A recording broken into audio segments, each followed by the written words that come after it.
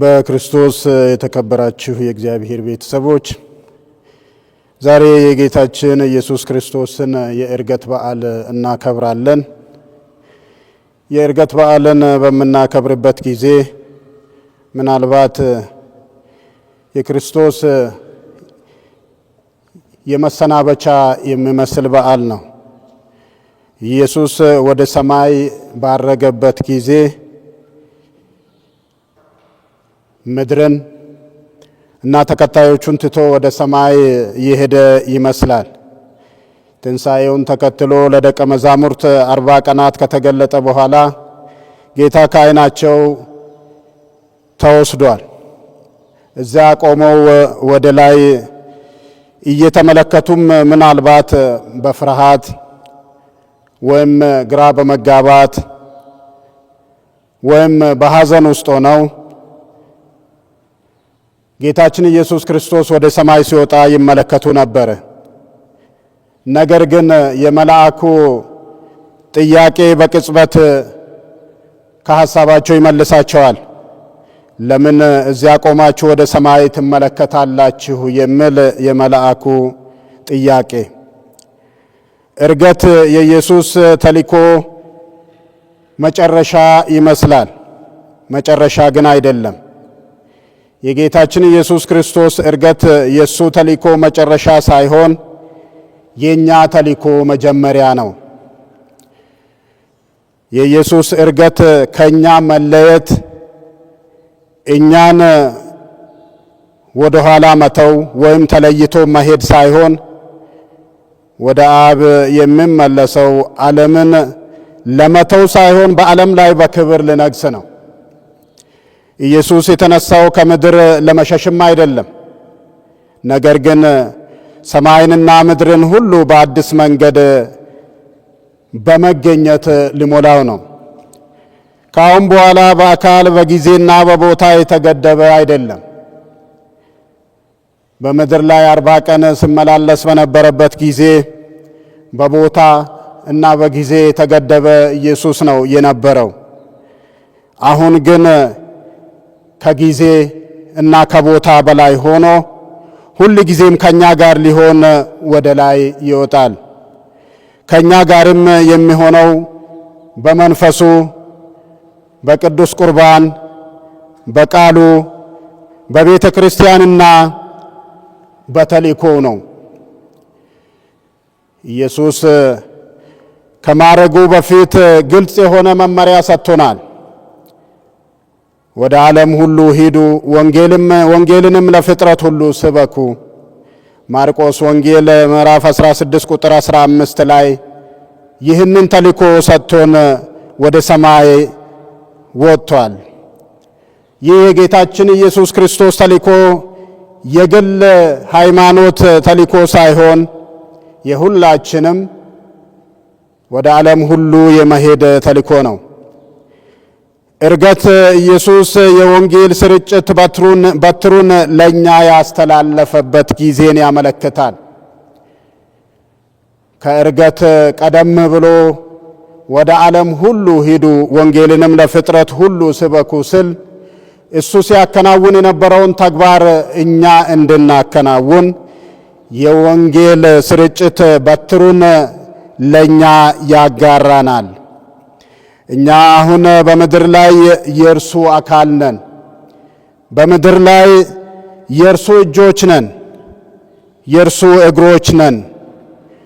የእርሱ እጆች ሆነን የሰውን ደም የማያፈሱ እጆች፣ ሰውን በፍቅር የሚዳስሱ እጆች፣ የእሱ እግር ሆነን አመጽ ለማድረግ የማይንቀሳቀሱ እግሮች፣ የሱ አንደበት ነን። የሱ አንደበት ሆነን ሰዎችን የሚባርኩ አንደበት፣ ሰዎችን የሚረግም ሳይሆን ሰዎችን የሚባርክ አንደበት፣ ስለ ሰዎች ክፋት ብቻ ሳይሆን ስለ ሰዎች መልካምነት የሚያወራ አንደበት። እኛ በምድር ላይ የሱ ድምፅ ነን።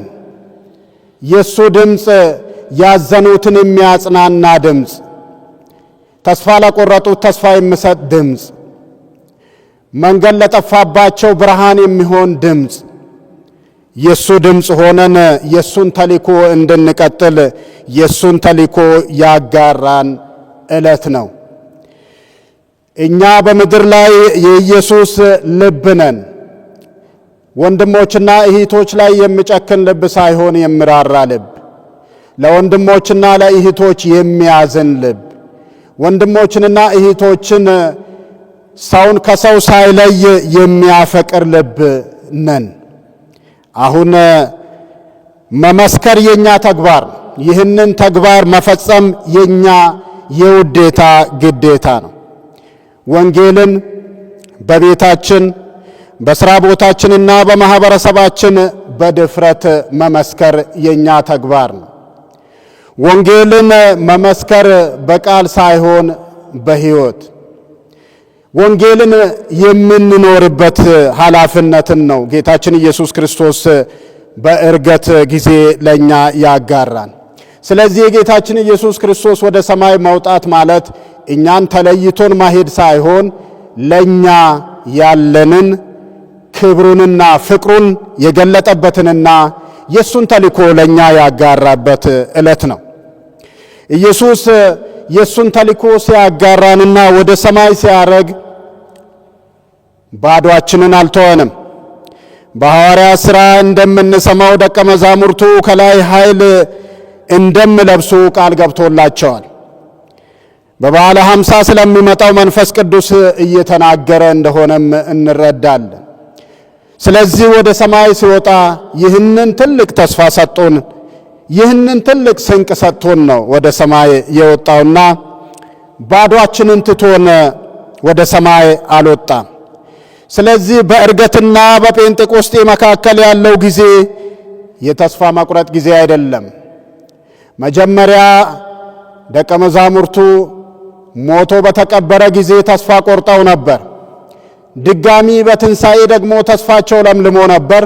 አሁን ደግሞ ወደ ሰማይ በሚወጣበት ጊዜ ሐዋርያት እዛ ቆመው ወደ ሰማይ እያዩ ተስፋ በመቁረጥ ይመለከቱ ነበር። ነገር ግን ይህ ጊዜ ተስፋ የመቁረጥ ጊዜ ሳይሆን ኃይልን የመጠበቅ ጊዜ ነው። ክርስቶስ የሚልክልንን ኃይል የምንጠብቅበት ጊዜ ነው። ዛሬ ራሳችንን የምናገኘው እዚህ ቦታ ላይ በተስፋ ክርስቶስ የሚልክልንን ኃይል በምንጠብቅበት ጊዜ ላይ ነው የምንገኘው። ተስፋ በሚያስፈልገው ዓለም ውስጥ፣ ብርሃን በሚያስፈልገው ዓለም ውስጥ ስለምንገኝ እኛም ዛሬ ይህንን ተስፋ ለራሳችን ኖረን ለሌሎች የምናንጸባርቅበት ጊዜ ላይ እንገኛለን። የተልእኮና የተስፋ ሰዎች እንድንሆን ተጠርተናል። ሁላችንም የተልእኮና የተስፋ ሰዎች እንድንሆን ተጠርተናል። ተስፋ የቆረጠ ሰው ለሌሎች ተስፋ መስጠት አይችልም። ራሱ መልእክተኛ ያልሆነ ሰው ደግሞ ሌሎችን መላክ አይችልም። ከአባቱ ዘንድ መልእክተኛ ሆኖ የመጣው ጌታችን ኢየሱስ ክርስቶስ ወደ አባቱ ሲመለስ ደግሞ እኛን መልእክተኞች አድርጎናል። ስለዚህ እኛም የተላክነው ለትልቅ ተስፋ ነውና የተስፋና የተልእኮ ሰዎች መሆን ይጠበቅብናል። ልባችንን በሰማይ ላይ እናንግብ። ልባችን ሁል ጊዜ ሰማያዊ ነገር ላይ አንግበን፣ ነገር ግን እግሮቻችን በዓለም ላይ ጸንተው ይጓዛሉ። ልባችን በምድራዊ ነገር ላይ ካነገብን ስለ ሰማይ ማሰብ አንችልም። ስለ ሰማይ እያሰብን በምድር ላይ ደግሞ ተልእኳችንን ለመፈጸም ሁል ጊዜ ጸንተን መጓዝ ይጠበቅብናል። ሐዋርያት ሰማይ አንጋጠው እያዩ በነበሩበት ጊዜ መልአኩ ያላቸው ነገር ምንድን ነው? ሰማይ ማየትን አቁሙ፣ ወደ ሰማይ ማንጋጠጥን አቁሙ። የተጠራነው መንግሥተ ሰማያትን እንድንጠብቅ ብቻ አይደለም።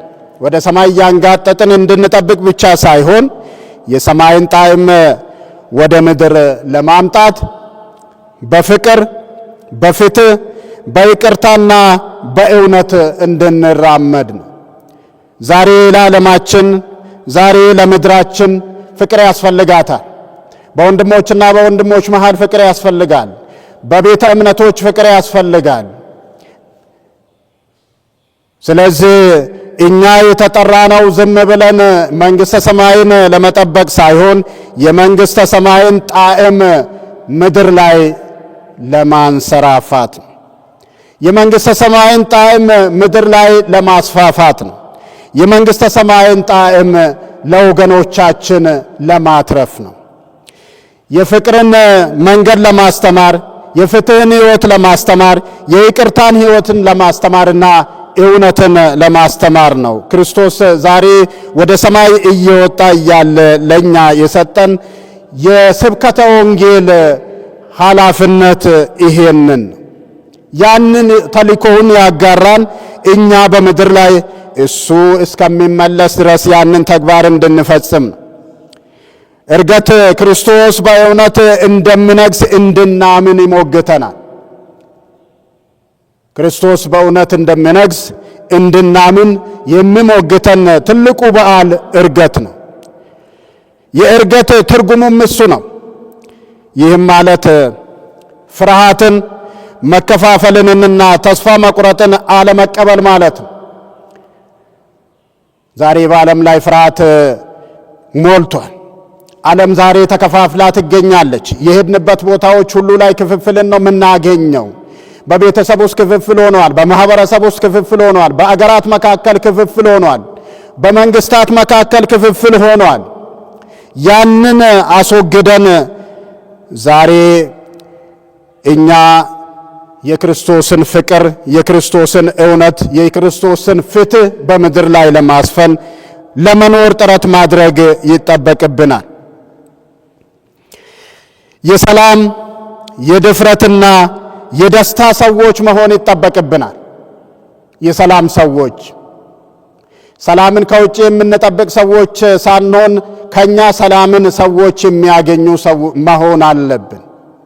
ልክ ቅዱስ ፍራንቺስኮስ በጸሎቱ እንደምለውም የሰላም መሳሪያ እንዲሆን አድርገኝ ብሎ ይጸልይ እንደነበረ ሁሉ ዛሬም እኛ የሰላም ሰዎች መሆን አለብን። የሚገናኙን ሰዎች ከኛ ሰላም ማግኘት መቻል አለባቸው። የሚገናኙን ሰዎች ከኛ ፍቅርን ማግኘት መቻል አለባቸው። ስለዚህ ሰላምን፣ ደስታን ለሰዎች ማትረፍ መቻል ይኖርብናል። ክርስቶስ የሰጠን ተልእኮ ይህ ነው።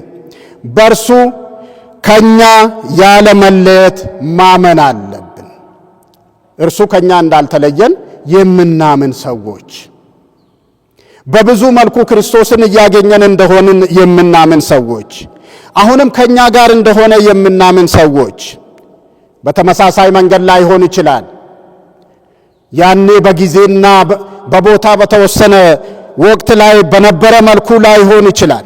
ነገር ግን ዛሬ ክርስቶስን የምናገኘው ጥልቅና በፊት ከነበረው አይነት በበለጠ ዓለም አቀፋዊ መንገድ ከኛ ጋር እንደሆነ እንረዳለን። ያውም በመንፈሱ፣ በምስጢራት፣ በቃሉ፣ በጸሎት፣ በድሆችና እርስ በርሳችን ውስጥ እናገኘዋለን። ክርስቶስን በመንፈሱ እናገኘዋለን። በምስጢራት በሙላት እናገኘዋለን። በቃሉ አማካይነት ክርስቶስን እናገኘዋለን። በምንጸልይበት ጊዜ ክርስቶስን እናገኘዋለን። ወይ እኛ እንናገራለን ወይም እሱ ይናገረናል።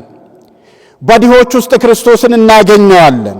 እናም አንዳችን ከሌላኛው ሳንለያይ እርስ በርሳችን በምንተያይበት ጊዜ ክርስቶስን እርስ በርሳችን ውስጥ እናገኘዋለን። ስለዚህ ዛሬ የጌታችን ዕርገትን ስናከብር ታሪካዊ ክስተትን ማስታወስ ብቻ በቂ አይሆንም። ዛሬም የታደሰ ጥሪ ለኛ ለእያንዳንዳችን ይሰጠናል። የታደሰ ጥሪ እንቀበላለን። ኢየሱስ ቦታ ሊያዘጋጅልን ቀድሞ ሄዷል። ቦታ ሊያዘጋጅልን የሄደው ጌታችን ኢየሱስ ክርስቶስ ተመልሶ እስከሚመለስ እኛ ቁጭ ብለን የምንጠብቅ ወደ ሰማይ ያንጋጠጥንና እያየን የምንጠብቅ ሰዎች ሳንሆን እኛም በሱ ላይ ዓለምን ለሱ እንድናዘጋጅ ጥሪ ተሰጥቶናል። ይህንን አዲስ ጥሪ ተግባራዊ ለማድረግ ዛሬ አዲስ ጥሪን እንቀበላለን። እሱ ወደ ዓለም እስከሚመለስ ድረስ ለኛ ቦታ አዘጋጅቶልን እስከሚመለስ ድረስ እኛ ደግሞ ዓለምን ለርሱ እያዘጋጀን እንጠብቃለን። ወደ ሰማይ እያንጋጠጥን አንቆምም። ነገር ግን ወደ ሰማይ ያረገው ክርስቶስ እስከ ዓለም ፍጻሜ ከኛ ጋር እንደሆነ አውቀን እና አምነን በድፍረት ወደፊት እንጓዛለን። ስለዚህ በዚህ የዕርገት በዓል ላይ ሁላችንም የክርስቶስን ጥሪ ተቀብለን ያንን የተቀበልነውን ጥሪ ደግሞ ለማትረፍ የምንንቀሳቀስበት፣ ለማትረፍ ወደ ዓለም ሁሉ የምንሄድበት ጊዜ እንጂ ተስፋ የምንቆርጥበት ጊዜ አይደለም። ዛሬም በምድራችን ላይ ምናልባት ብዙ ነገሮች፣ ተስፋ የሚያስቆርጡን ነገሮች ሊገጥሙን ይችላል። የክርስቶስ ወደ ሰማይ መውጣት ብዙ ሐዋርያትን ተስፋ እንዳስቆረጣቸው ሁሉ ዛሬም እኛም በምድር ላይ በምንንቀሳቀስባቸው ቦታዎች ላይ፣ በምንሰራቸው መስሪያ ቤቶች ላይ፣ በምናመልክባቸው አምልኮ ቤቶች ላይ፣ በምናገኛቸው አጋጣሚዎች ሁሉ ላይ ተስፋ የሚያስቆርጡን ነገሮች ሊገጥሙን ይችላል። ነገር ግን ተስፋ እንዳንቆርጥ የሚያደርገን ጌታችን ኢየሱስ ክርስቶስ ሁል ጊዜ ከኛ ጋር ስላለ ተስፋ የምንቆርጥ ወደ ሰማይ አንጋጠን እየተመለከትን የምንጠብቅ ሰዎች ሳንሆን የተቀበልነውን የክርስቶስን ጥሪ ወደ ዓለም ሁሉ እያደረስን የምንጠብቅ የእሱ ደቀ መዛሙርት ነንና ዛሬ ይህንን የዕርገት በዓልን ስናከብር ሁላችንም ይህንን ተግባራችንን ይህንን ጥሪያችንን ይዘን ወደ ቤት እንድንመለስና ወደ ቤታችን ይዘን የመጣነውንና የምንሄደውን ጥሪ ወደ ዓለም ሁሉ እንድናደርስ፣ ወደ ወገኖቻችን እንድናደርስ የክርስቶስን ትልቁንና ኃይል ብርታት የሚሰጠንን መንፈስ ቅዱስን በትጋት እንድንጠብቅ ክርስቶስ ራሱ በጸጋው ይርዳን።